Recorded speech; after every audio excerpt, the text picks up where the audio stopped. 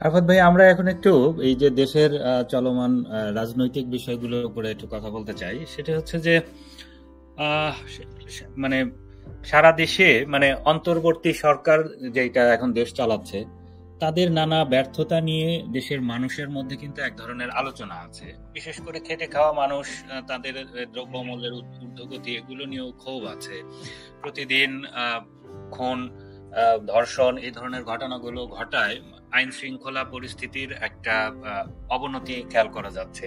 এবং আপনি দেখবেন যে সম্প্রতি ডিএমপি কমিশনারও স্বীকার করেছেন যে আসলে ছিনতাই সহ অন্যান্য আইন অপরাধমূলক কর্মকাণ্ড বেড়ে গেছে। তো এই যে পরিস্থিতি, এমন একটি পরিস্থিতি মধ্যেও যেখানে সরকারের উপরে মানুষের ক্ষোভ আছে এবং মানুষ মনে করছে যে এই সরকারের সফল হওয়ার সম্ভাবনা একদমই নাই, সেরকম একটি পরিস্থিতির মধ্যেও দল হিসেবে আওয়ামী লীগ মাঠে নামতে পারছে না।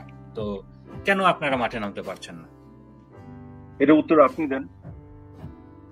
যারাই আওয়ামী লীগের মাঠে আছে তাদেরকে তো বিভিন্ন হত্যা মামলা দিয়ে, মিথ্যা মামলা দিয়ে জেলের মধ্যে করে দিচ্ছে, এবং গোটা বাংলাদেশে আওয়ামী লীগের প্রত্যেকটি জেলা, উপজেলা, ইউনিয়ন পর্যায় পর্যন্ত, থানা, ওয়ার্ড পর্যায় পর্যন্ত অফিসগুলি সব ভেঙে লুটতারাজ করে দিয়েছে। আওয়ামী লীগের সকল নেতাদের বাসা লুটতারাজ করা হয়েছে। এবং কোন ছোটখাটো প্রোগ্রাম যদি দেওয়া হয়, এই যে 10ই নভেম্বর শহীদ নূর হোসেন দিবস, এখানে একটা সাধারণ প্রোগ্রাম ছিল, সেখানে কি আচরণটা করা হলো এবং রাষ্ট্রীয়ভাবে ঘোষণা দেওয়া হলো যে আওয়ামী লীগকে প্রোগ্রাম করতে দেওয়া হবে না।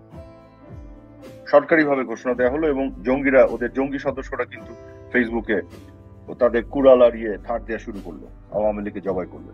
তো এই বাস্তবতায় একটু সমস্যা হচ্ছে, এটা সাময়িক, কিন্তু আওয়ামী লীগের যে শক্তি, এটা জনমানুষের শক্তি।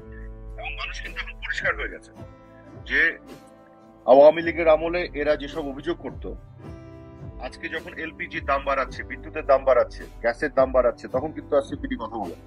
তারপর আজকে যখন দুর্নীতি হচ্ছে তখন কথা বলে না। যখন আপনার বড় বড় প্রকল্পের ব্যয় বৃদ্ধি করছে, সময় বৃদ্ধি করছে, তখন আর হেডলাইন করছে না কিন্তু এদের পোষা মিডিয়াগুলা।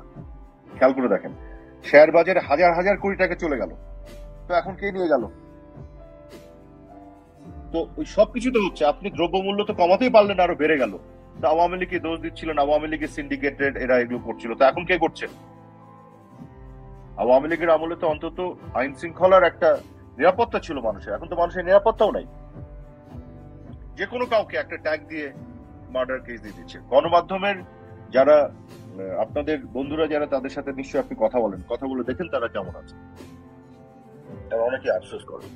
হ্যাঁ, বাংলাদেশের বাস্তবতায় আমরা যখন ক্ষমতায় ছিলাম, আমরা যে সবকিছু শুদ্ধভাবে করেছি এটা আমি দাবি করবো। আমাদের ভুল ভ্রান্তি ব্যর্থতা ছিল, অবশ্যই ছিল, এগুলো আমরা এখনো ভাবে চিন্তা করি সামনে আরো কিভাবে ভালো কিছু করা যায়।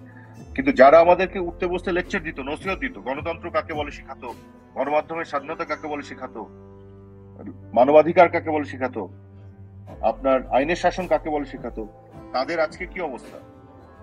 তারা আজকে এগুলো কিছু দিতে পেরেছে দেশের জনগণকে? এদেশের জনগণ এটা বিচার করুক, দেখুক, বুঝুক। আরাফাত ভাই, এই যে আপনি যে প্রতিকূল অবস্থার কথা বললেন, এই বিদ্যমান বাস্তবতা তো আছেই। তো আওয়ামী লীগের কি মাঠে নামতে না পারার শুধু এটাই কারণ, নাকি দল হিসেবে সাংগঠনিক ভাবেও আওয়ামী লীগের মধ্যে দুর্বলতা ভর করেছে, বা আওয়ামী লীগ আগের মতো সেই সাংগঠনিক শক্তিশালী জায়গায় নাই? আপনারা কি মনে করেন? মূল কারণ যেটা আমি বলেছি সেটাই। আজকে আমরা একটা ছোট্ট প্রোগ্রাম যদি নেই, ধরেন একটা প্রোগ্রাম করবো, এখানে কিছু না, 100-150 জন লোক হবে, প্রতিবাদ করবে। কি নিয়ে প্রতিবাদ করবে? দ্রব্যমূল্যের ঊর্ধ্বগতি। কি নিয়ে প্রতিবাদ করবে? মুক্তিযোদ্ধাদের অপমান। কি নিয়ে প্রতিবাদ করবে? এই যে জননিরাপত্তা দিতে সরকারের ব্যর্থতা। একেবারে জনগণের ইস্যু নিয়ে প্রতিবাদ করবে, তাই তো? এবং সেখানে আওয়ামী লীগেরও কোনো স্লোগান দিবে না। তারা দিবে তোমার আমার ঠিকানা পদ্মা মেঘনা যমুনা, এই স্লোগান দিবে। তারা দিবে তুমি কে আমি কে বাঙালি বাঙালি, এই স্লোগান, 71-এর স্লোগান দিবে। তারা দিবে মুক্তিযুদ্ধের হাতিয়ার গর্জে ওঠো আরেকবার, জয় বাংলা, এই স্লোগান দিবে। এবং সেই ব্যানারে বঙ্গবন্ধু কন্যা জননেত্রী শেখ হাসিনারও ছবি থাকবে না, শুধু বঙ্গবন্ধুর ছবি থাকবে, জাতির জনকের ছবি, মুক্তিযুদ্ধের অবিসংবাদিত নেতার ছবি থাকবে। সেই ব্যানারটা আজকে আপনি একটু প্রিন্ট করে আমাকে দেখাই দেন। বাংলাদেশে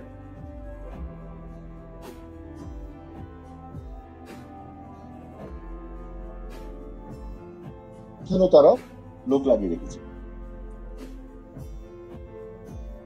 আমাদের আমলে কি ওদের এই অবস্থা ছিল? ওরা তো সব ধরনের বিক্ষোভ, গণ আন্দোলন যা কিছু করে সবই তো করেছে, আমরা তো করতে দিয়েছি।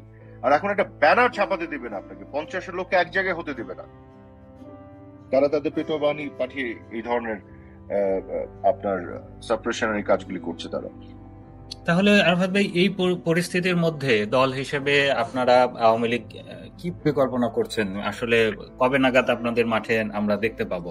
আর আরেকটা বিষয় হচ্ছে যে এর সঙ্গে জানতে চাই, সেটা হচ্ছে বিভিন্ন মহল আলোচনা শোনা যাচ্ছে যে আগামী মার্চের মধ্যেই আওয়ামী লীগের জন্য মাঠে নামার মতো একটি প্রস্তুতির কথা শোনা যাচ্ছে। তো আসলে কি এটা সত্যতা আছে কিনা, বা আপনাদের প্রস্তুতির বিষয়ে জানতে চাই। আমরা কি পরিকল্পনা করছি এটা তো আপনাকে আমি ইন্টারভিউতে বলে দিব না। না, আমি এটা জাস্ট আপনার সাথে একটু লাইটার নোটে বলছি। না, অবশ্যই পরিকল্পনা আছে এবং বিভিন্ন বিষয় নিয়ে প্রস্তুতিও আছে। আমাদের সবকিছু কিন্তু জনগণকে ঘিরে, বাংলাদেশকে ঘিরে, বাংলাদেশের ভবিষ্যৎকে ঘিরে, এবং সেগুলো নিশ্চয়ই আওয়ামী লীগের সভানেত্রী জননেত্রী শেখ হাসিনা, দলের নেতা এবং বিভিন্ন পর্যায়ের কর্মীদের সাথে উনি আলোচনা করছেন, এবং তার ভিত্তিতেই সেই সিদ্ধান্তগুলি নেওয়া হবে।